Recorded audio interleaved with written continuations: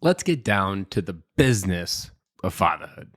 I know it's kind of corny because that's the title of the podcast, but today we are talking about both in a really good and clear way. So there is this idea within business that comes up in many meetings all across the world. How do we repeat success?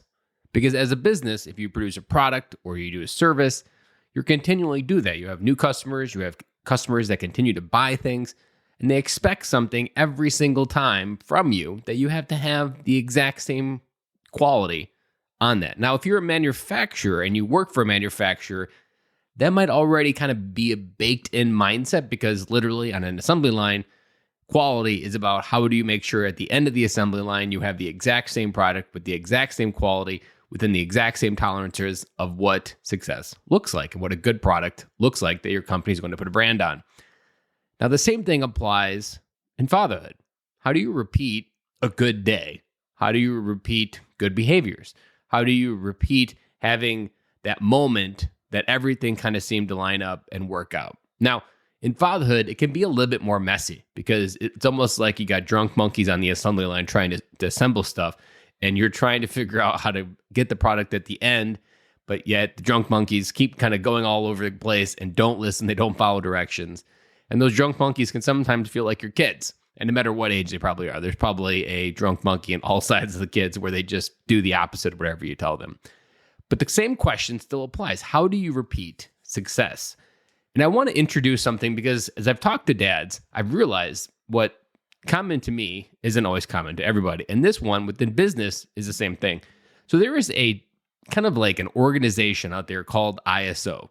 Now, that's not the ISO containers that you might see shipping large stuff from China to the United States. ISO is the International Standards Organization, and they have something called ISO 9001. You might have even seen a flag flying outside a manufacturer that says ISO 9001, and never having any idea what that actually means or any understanding of what ISO 9001.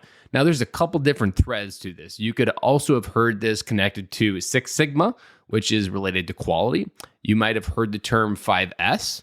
You might have heard lean manufacturing or lean processes. These are all kind of tied into ISO 9001. So 9001 is this kind of set of rules. It's pretty big rules. It's an entire ecosystem of how to think as an organization, but it's all aligned towards that one objective. How do you repeat success? How does this company that certifies to be 9001 ensure that the customer gets consistent product every single time?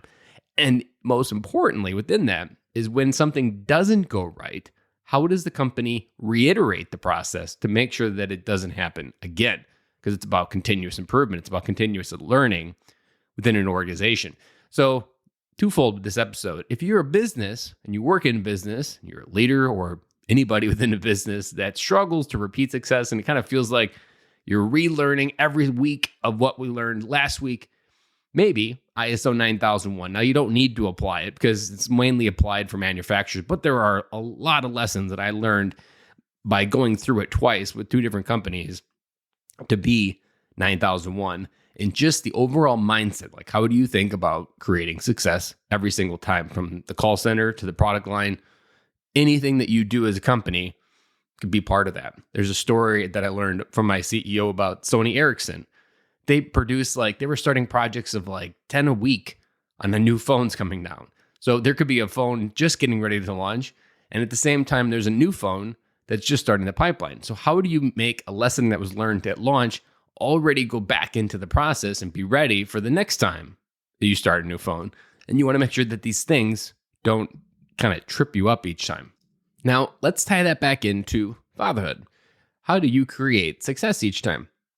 Well, I think it's about really just focusing on this one kind of thing, is that when things don't go right, when you've had kind of that explosive day where the dam breaks, the kids are crazy, and it just kind of lets loose, is really looking at kind of like a root failure analysis. Like if a component failed and you were in warranty and you were looking at the failure of this component, what led to this failure? Was it something within the design? Was it something within the quality? And you can look at the same thing in the context of a day, a vacation, an event, and really just ask questions like, was there something that I could have did that would have prevented it?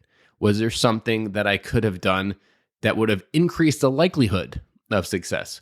Or another popular term within business is, how could I have mitigated the risk to make sure that we had a more statistical, higher outcome of success? And so this mindset of how do we repeat success is something that I want you to take within your business, because it really can transform your processes. Maybe you don't have processes, but these things of how do you document different things, even something as simple, if you are working the shipping line, making sure that the tools are organized in a way that they're in the right spot where that person needs them, which then increases the likelihood they use the right tool for the right job, and that the next person or someone stepping in that day, if someone's sick, always does it with the same level of quality. The same thing can apply at home. So take this to work. Hopefully, maybe you get a raise out of it if you're the first person introducing this idea, because there is an entire world out there where the whole companies don't know about this type of process methodology. So also apply it to fatherhood and start be thinking, how do I reiterate different things and different failures? But then also, when you do have success, look at what created that success. Sometimes it's pure luck, but sometimes there were things that you did that increased or prepared you to get ready for that success in your life or that day. And look for those and then try to add them in on a more routine basis, which then theoretically would increase the likelihood of your success. So hopefully this helps in two areas, the business and the fatherhood, and hopefully gives you some momentum to bring some clarity and think about how you can kind of use your natural ability as a guy to solve problems, but look at it from this point of view and move the needle on becoming a better dad. And I'll be back with you guys again tomorrow.